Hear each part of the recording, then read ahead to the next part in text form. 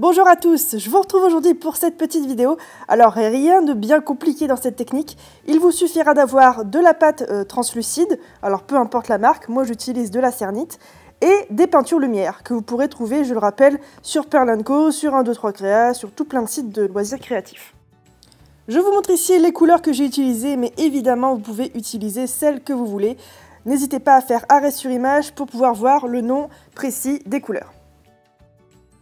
Il suffira ensuite de faire des parts égales dans votre pâte translucide, d'y ajouter quelques gouttes de peinture lumière et de malaxer. Alors personnellement je trouve que je n'en ai pas assez mis, j'aurais dû un peu plus en mettre mais je craignais que ce soit ensuite trop opaque et qu'on ne voit pas la translucidité de la pâte. Évidemment on n'hésite pas à porter des gants parce que c'est très salissant.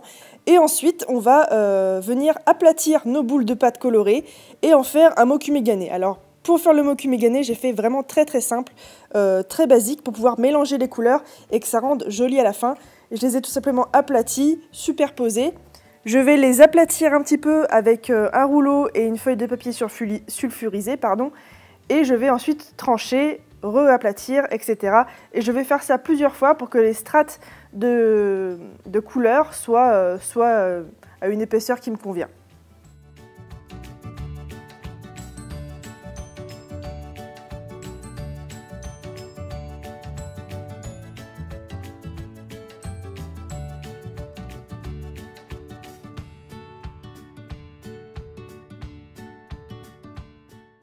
Vient ensuite le moment de martyriser notre bloc de pâte. Personnellement, j'utilise des dotting tools parce que c'est rapide et c'est ce que j'ai sous la main, mais vous pouvez aussi utiliser des emporte-pièces, ça peut donner des formes très sympas dans le bloc de pâte à la découpe.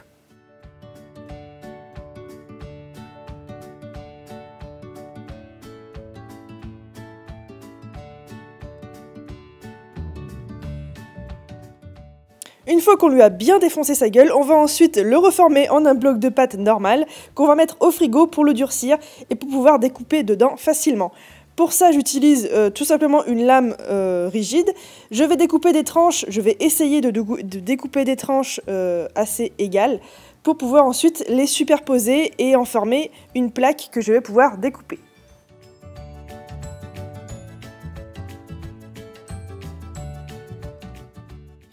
La formation de la plaque, je crois que c'est la partie la plus relou de cette vidéo, tout simplement parce qu'il va falloir superposer donc tous vos petits morceaux comme je vous l'ai dit, et ensuite aplatir cette plaque. Pour l'aplatir, vous avez plusieurs solutions, vous pouvez soit utiliser du papier sulfurisé et un rouleau et utiliser la force de vos petits bras, soit la passer à la machine à pâte, mais ça risquerait aussi d'étirer un petit peu les motifs, donc à vous de voir ce que vous préférez. Et vous pouvez aussi évidemment utiliser les deux.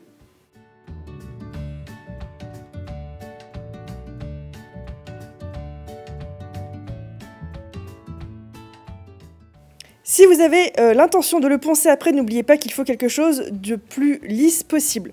Je vais ensuite passer à la découpe. Aujourd'hui, j'utilise des emporte-pièces de chez 3D Cutter Lab. Une fois encore, je vous laisse le lien dans la barre d'infos. Et une fois encore, vous aurez moins 10% avec le code LIBE10. Là aussi, il est en barre d'infos. Je découpe donc et je vais ensuite mettre tout ça sur mon support. Donc c'est tout simplement un cul de poule que j'ai acheté à 2 € à Centracor qui me sert à avoir une espèce de jolie forme arrondie pour mes pièces. Je me permets de vous montrer avant cuisson, puisque la couleur après cuisson n'a absolument rien à voir. La pâte translucide à la cuisson va évidemment devenir translucide comme il faut, et on va pouvoir observer tous les changements de couleur et toutes les paillettes à l'intérieur de la pâte. Maintenant c'est cuit, vous voyez largement la différence. Alors j'aime beaucoup les peintures dorées puisqu'on voit énormément les micas à l'intérieur. Ça se voit pas bien à la vidéo, ça se voit un peu mieux sur les photos et ça se voit encore mieux en vrai, mais j'ai pas les appareils photo qu'il faut pour capter correctement. Pour faire de tout ça un collier correct et surtout solide, je vais venir mettre une semelle évidemment à l'arrière. Pour la semelle, j'utilise de la pâte translucide avec les restes de pâte qu'il me restait de mon mokume-gane de tout à l'heure. Et ça nous donnera donc un collier hyper translucide qui aura donc un super résultat au final. Je vais utiliser comme technique de montage les petits anneaux qu'on va insérer entre la semelle et la pâte cuite. Évidemment, je mets un petit peu de pâte polymère liquide, de Fimo liquide si vous en avez, entre la pâte cuite et la pâte crue, et à la base des anneaux sous la pâte. Je vais ensuite réutiliser mon cul de poule et je remets tout ça au four une seconde fois avant de passer au montage.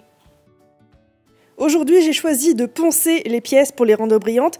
J'aurais peut-être plutôt dû utiliser de la résine UV, c'est vrai que ce serait beaucoup mieux, même si le ponçage rend aussi très bien, mais je pense que la résine UV aurait eu un effet de profondeur un petit peu meilleur que le ponçage pour ce collier-là. Je vais ensuite donc monter mon collier avec tout simplement un fil, un nœud tout simple qui va très bien pour les bouts en pointe comme pour ce collier-là. Vous voyez, je passe une boucle dans le trou, je vais ensuite repasser les 2 fils dans la boucle et voilà, ça nous donne un très joli montage très simple à réaliser. Je mets ensuite des petites pinces crocodiles, le fermoir et le tour est joué.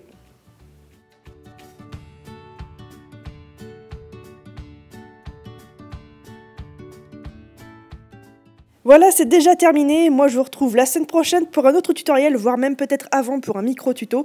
Si vous avez aimé ce tutoriel, n'hésitez pas à laisser un like et un petit commentaire, ça fait toujours plaisir. Et surtout, n'hésitez pas à vous abonner à ma chaîne et à mes réseaux sociaux. N'hésitez pas aussi à aller faire un petit tour sur la boutique de 3D Cutter Lab qui a des super emporte-pièces. Sur ce, moi, je vous dis à la semaine prochaine. Ciao!